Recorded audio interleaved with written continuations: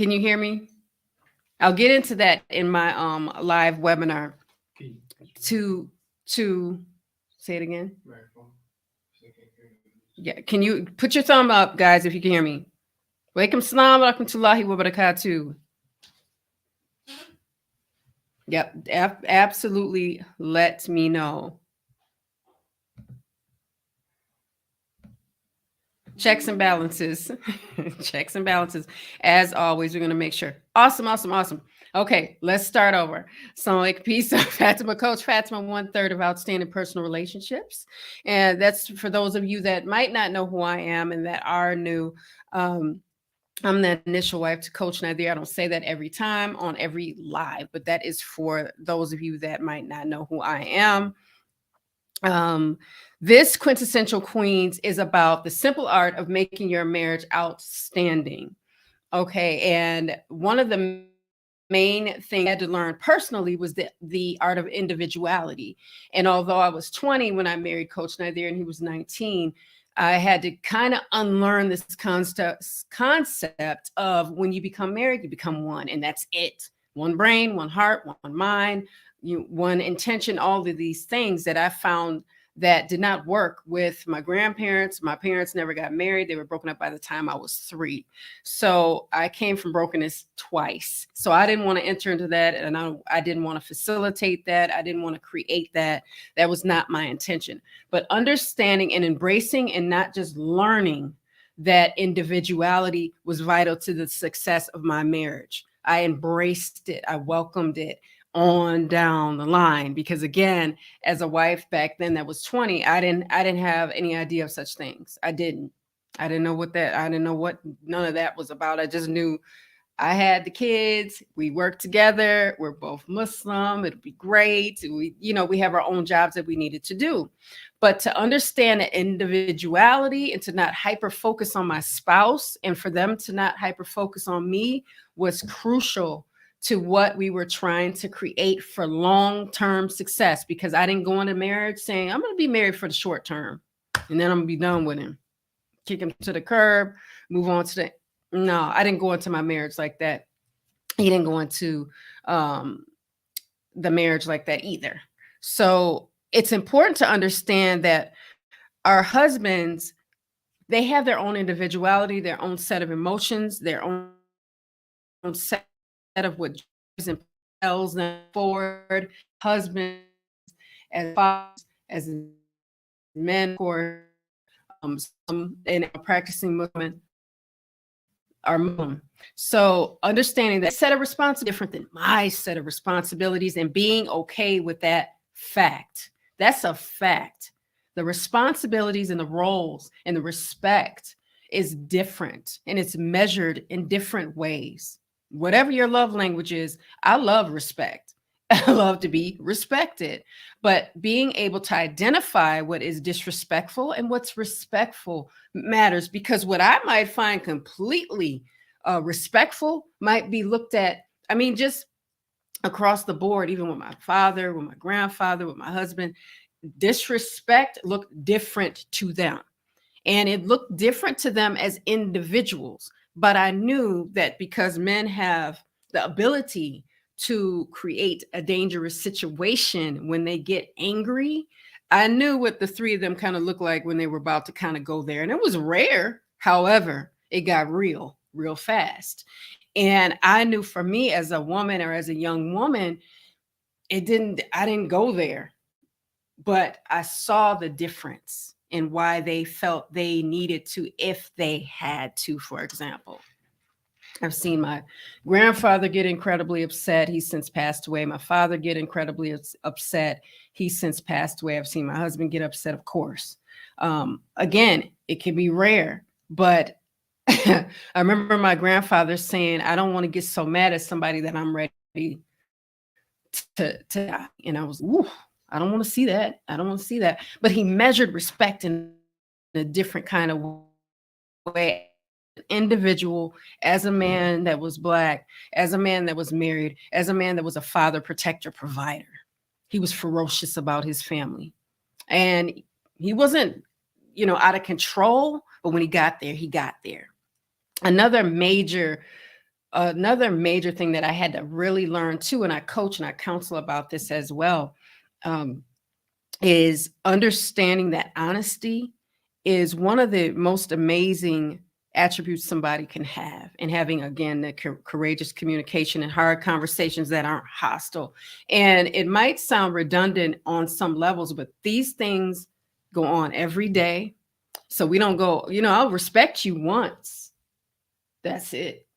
Just how much sense does that make if we sit there and go, I'm gonna take a shower. I'm gonna just do it one time though. And then after that, that's it. Or I'm gonna say I love you once and that's it. Or I'm gonna hug you once and that's it. That's all you're getting out of me. So the logic behind it, and understanding that everybody has emotions, and the way they calibrate them or measure them or express them is different, but that goes to the individual. And I'm not saying that, okay, if you express your emotions through tears, your way is wrong. Because I should be able to see tears to know that you're emotional or you're upset about this thing. No, men typically don't lead with tears. They might go to that part, or part of them inside might feel as though they're crying or dying a little bit inside, or shrinking, or feeling fear. But if it doesn't show up in the way in which we want it to show up, it doesn't mean their way is wrong. It just means that processing is different, and they might be a little bit more guarded. Let's think about society. Society dictates if a man cries and other people see it, he's weak. He's emotional. He can't keep himself together, But is that necessarily true? Maybe he's all inside feeling it, but here it's just very stoic. But we don't know. We don't know. So the difference is okay. And understanding that, to be honest, if they say to be honest, I don't like showing my emotions in front of other people. They might cry in the car, in the bathroom, when people aren't looking, because sometimes when we do that, or sometimes when they do that, they're not met with judgment. So it's safer. I'll cry in the car when I'm by myself, or in the bathroom, or I'm going to go walk, or I'm going to go offer salat. I'm going to go pray. I'm going to cry. And I want to be left alone. It might be a coping, a protective mechanism, but part of the art, or the simple math of making your marriage outstanding, is understanding that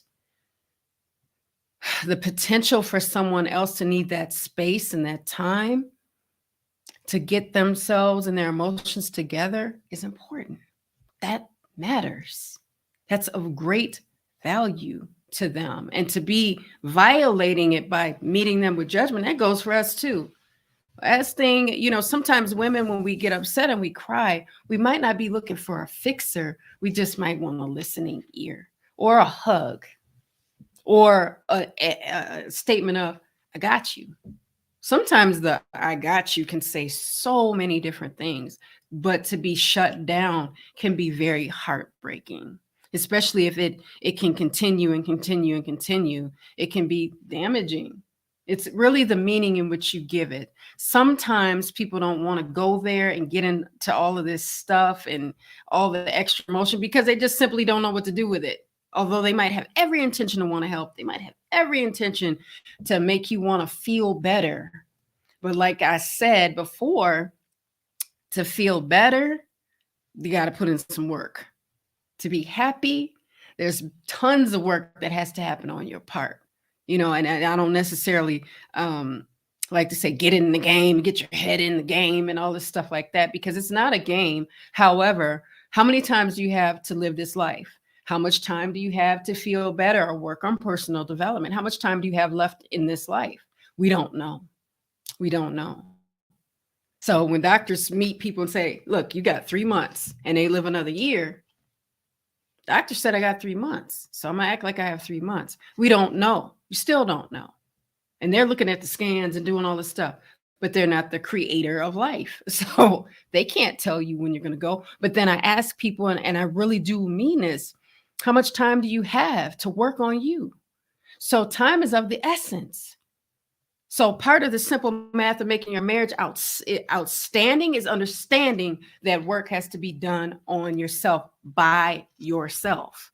And then if your spouse is working on themselves and you meet together, That's a blessing. And you've done the work and you're consistently continuing to do the work. That's vital to the success of that marriage, the longevity of that marriage. I want to be married a long time, but I'm not sitting here going, well, he better work on that. He better get it together. He better let me know when the work is done, and then I'll show up and I'll reap the reward of the work. That's not how that works.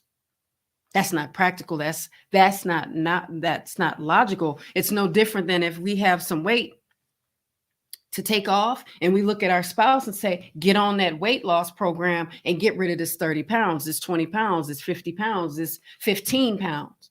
How come you haven't lost it for me? How come you have not built the body that I need you to build for me? No, you got to do that internal work on your own.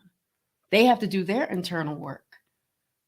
But to sit in a place of privilege and think, no, you work on this marriage alone and solo, that's a solo thinker. Forward thinkers say, what do we do together? Let's get it. Let's work together. Let's have the hard conversations and come up with some solutions. And if that doesn't work, let's meet in the middle and have some type of compromise so that it does work. So one thing I want to share with you all, if you're new to polygyny, this is a really, really awesome ebook that we created. It is the Polygamy Roadmap ebook, and it is so awesome. People are really, really loving it. Coach Nazir wrote one for the men. My awesome co-wife, Coach Nyla, and I wrote one for the women, and it is really, really great. I love it so much. It was a pleasure to actually create it because we knew there was a need, and sometimes people need something in their hand that they can say, you know what, I want to get my screen together, I want to read this, and so let me share this with you. My husband. He's my husband. He was my husband first. Well, he's mine now. He's both our husbands. He is, you're right. Okay, so I know you guys think that this is what polygyny is supposed to look like between co-wives. And we're here to let you know that that's not what it is. What it is. And that's not how it works. We're going to go and talk to these women about what it's really supposed to be. Okay, guys. So I'm Coach Nyla. And I'm Coach Fatimah. And we are co-wives, and we're married to that man, Coach Nazir, that just left out of here. Yes. So, yes. And the way you've seen it, usually that's what people think polygyny is, and how co-wives should behave and react when they're married to the same man. But is that the best way? Is that the most effective way? No, not if you want long-term success in polygyny. And we created a wonderful roadmap to help you through polygamy with different requisites as well as vulnerability, value. We discuss value, placing value on your marriage, how to be vulnerable within your marriage, because it's actually a superpower. We speak about that in our polygamy roadmap. We also discuss vision. What is your long-term vision, again, for success in polygyny? And ultimately, victory. Victory. How to win as a family. Yes. How to win with your co-wife. Yes. How to win overall in your marriage in polygamy. So yes, make sure you get the polygamy roadmap today at polygamyroadmap.com. Because you don't want your relationship, your marriage, your family to look like the beginning of this video. Right. Because that's not the best practices for best results, guys. So make sure you are growing intentionally, loving fearlessly, and connecting on a higher level every single day. Click the link, get the roadmap. We'll see you then. Assalamu alaikum. Peace. Assalamu alaikum. Peace. Again, of course, Coach Fatimah back with you all. So many people ask us, why don't you have something that you can give people? And there's such a need, and there's so many frequently asked questions. And we wanted to really kind of condense it just a bit so that people would have the polygamy roadmap ebook at hand. So you can answer some of those questions and give you some best practices for best results for men and for women. There's really a need to have this conversation continue because polygamy does not get its fair airplay We of course practice. Our husband practices polygyny. That's the having more than one wife, I should say, if I could talk. But it's really vital to have this information readily available. And again, it's really awesome for someone that's new to polygyny and they're just trying to figure out what to do, where to go, because it can be confusing. A society doesn't really support it. And it's been demonized quite a bit, along with the men and women who are trying to do their best at practicing it as best they can. So, yes, I'm going to go to my next point about the simple art of making your marriage outstanding, and that is respectful communication. I can't say it enough how much respectful communication matters. We'll see people arguing in the street. Where I come from, upper Midwest, all the time. Are they communicating? Yeah, they're communicating, but they're not communicating in a healthy way or even in a respectful way. You don't have to raise your voice to be supremely disrespectful. You can be just as calm as you want to be and start talking about people's mothers, and people don't have this and they're broke and all type, and they're talking about their children and their spouses, their income, where they live. I've seen people have altercations and didn't hear one curse word dropped or anybody raising their voice. And then people can end up punched in the face, or there's a fight that breaks out, you know. I remember this one guy came for me in a parking lot, and I was parked in a handicap space. I walked back with the cart to the car, and what he didn't see was my grandmother sitting in the car, and she's handicapped. She's disabled, not in a wheelchair, but my grandmother is a survivor. And I was parked there, and she's 5'2", so he didn't even see her sitting in the car passenger seat. And he looks to this other lady, and he goes, "Well, I wonder what her handicap is." Don't talk and ask her what my handicap is, sir. You ask me what my handicap is. I said, "Did you see my grandmother sitting in the car? Did you see that at 80 something years old? Did you see her?"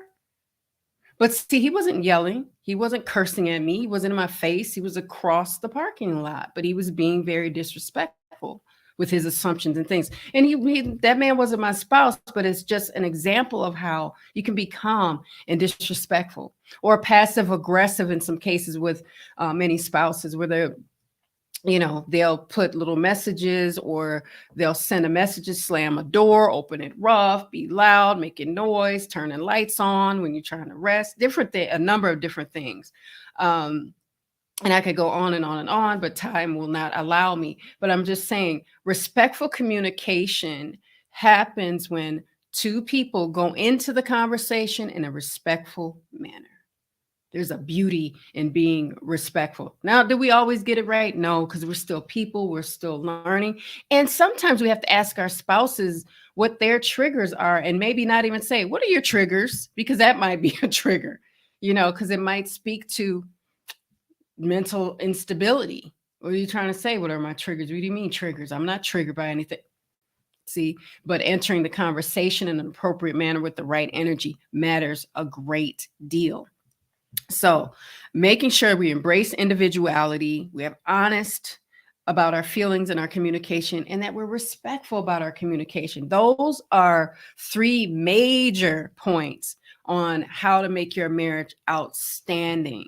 So there's other things. Of course, there's other things, but you got to register for my webinar to get some of those other best practices for best results. And these are awesome, because you can implement those immediately. And if there has been some type of discord or argument or miscommunication, sometimes there's a miscommunication, then having a hard conversation that's not hostile about that issue or argument is important, so that you can put some of these things in place. And asking for forgiveness is major. Owning our own stuff and saying, "You know what, I was wrong," and not blame shifting.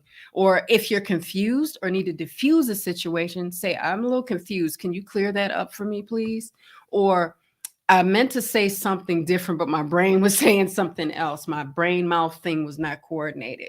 And owning our stuff. There's honor in owning what you've done wrong to somebody else and apologizing and being sincere about it. Because the last thing somebody wants to do with anyone is keep going through these. I'm sorry.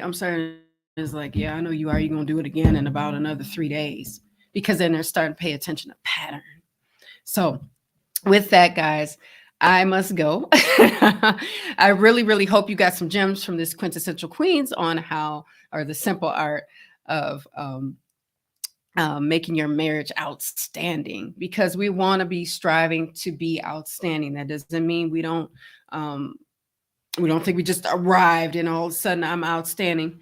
Your behavior, your intentions, the things you practice in your day-to-day life will show that. Your spouse will pick up on those things and that energy, that you're really doing your best to be outstanding in the relationship. And prayerfully, they're doing the same. Remember, I'm going to work on me. You're going to work on you. And when two people work on one another and they meet in the middle, it is a beautiful gift. It's really a gift to be able to say, I gotta own my stuff. I gotta work on my personal development. It might not look like theirs, and that's okay. And knowing that they're on their journey, that's okay too. It's something that's very liberating to say, you know what? My husband's doing the thing that he's got to do for his mind, body, and soul, and his faith. And I'm doing the thing that I need to do for my mind, body, soul. It's great. You just win across the board. So ask yourself that on your way out of this Quintessential Queens Live. Ask yourself, do you want to win in marriage? Do you want your husband to win? Do you want your wife to win in your marriage? You're on the same team, on the same family. And I love to see that coming together, that unification of two people that want the best for their marriage. Because if you two that are in the marriage don't want the best for it, that's problematic. And that's something that needs to definitely be worked on. Be sure that you're willing to do the work. So I'm going to just check a couple comments. Thank you all so much for your well wishes. Yes, honesty is indeed the best policy. You're so right. It's good. And sometimes we're not ready for it, and that's okay. But to shoot somebody down when they're being vulnerable and being honest, it can be really hurtful. And it's tough to come back from over, that kind of pain. So I love the saying that goes, you don't want to burn all your bridges up, because you don't know when you're going to have to cross back over it, especially with our spouses. Once we get too deep into the hurt, it can be very difficult to warm back up to the one that hurt us. We don't see it anywhere else where we would go, that person hurt me very deeply, and I'm going to keep them around so that they can kind of do it again. But when we're married, we got to understand, and you don't have to do anything, but understanding that it's important to listen to one another, gather information, ask questions, and let our spouses know that it's okay to go, you know what, that bothered me, and I don't want you to do that anymore. And they don't need to go on a big old lecture as to why, but just keeping that in the forefront of our mind and not pushing it to the back, and knowing that I don't want to hurt this person. This is my spouse and I love them. And part of loving someone is a deep respect and a camaraderie and a togetherness and a compassion and offering them some grace, even when they don't show up as their best selves. I've done it many times. I'm like, you know what? I could have said that better. I could have waited, or I could have asked and not have my head up in the clouds, because we're married to men and we just think, they're super strong and they can handle anything and they can just take it. No, nobody wants to set themselves up to just take everything. So with that being said, I'm coming to a close. Thank you all for, coming into this Quintessential Queens, the art of the simple math of making your marriage outstanding. I'm going to go over and get prepared for my webinar, my live webinar. So make sure you check that out by heading on over to outstandingpersonalrelationships.com/sharing for details on registration for the free webinar. So I will see you guys Absolutely. Thank you so much. Walaikum salam wa rahmatullahi wa barakatuh. I will be signing off from IG as well, YouTube and Facebook. We'll see you all shortly, prayerfully. So get on over there and have a great rest of your day, guys. I will see you soon. Assalamu alaikum. Peace.